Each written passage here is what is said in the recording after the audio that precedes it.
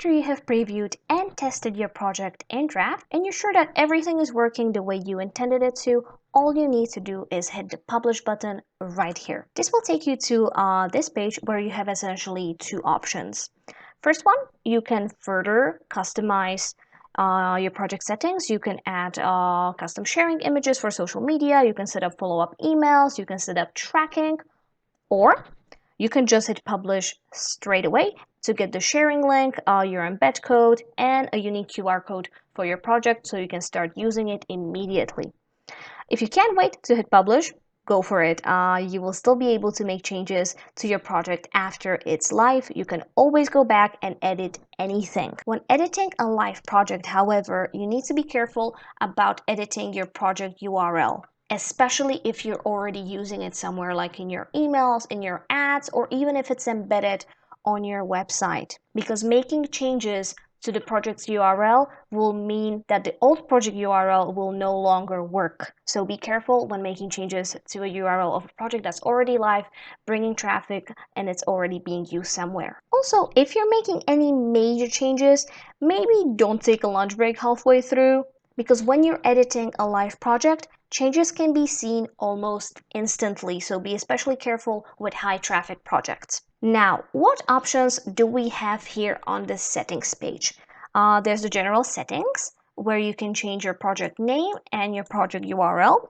And you can also change the default language of your project. There's a lot of language options for you to choose from. However, keep in mind that this does not actually translate your whole project.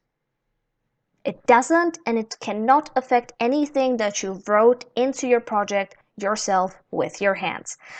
This is for system messages like error messages or contact form labels, non-editable text that you cannot edit or translate yourself.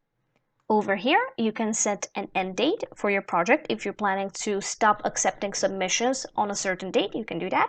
You can also integrate a chat widget, which means your quest will have a little chat bubble, similar to this one. So it's easy for people to reach out to you if they have any questions.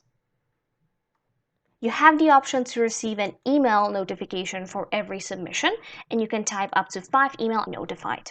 You can also set up sending custom emails to participants. You have a lot of personalization options down here. There's personalization tokens. You can set up where you would like to trigger these emails, and you can also have different emails for different outcomes if you're working with multiple outcomes. So I strongly recommend that you use these emails. They take less than 5 minutes to set up, and they will help you engage even more with your audience. Further down, we have personal data options, where you can choose to block users from within the EU. This is usually done for GDPR concerns. You can also choose to prevent duplicate email entries, and this will prevent you from receiving the same email or the same lead twice. Social media sharing gives you the option to add your own sharing image, your own sharing title, and your own sharing description. So if you want your content to get more engagement on social media, customizing these settings is something you should definitely do. And last but not least, there is tracking, where you can add your tracking ID for Google Analytics, Facebook Pixel, or Google Tag Manager. So you can track every response on these 3 platforms. Or use Google Tag Manager to connect to any other tracking platform. And that's it. Don't forget to update your settings at the end of your work so you don't lose your progress, and then you're ready to publish. Or not, your settings will stay updated until you're ready.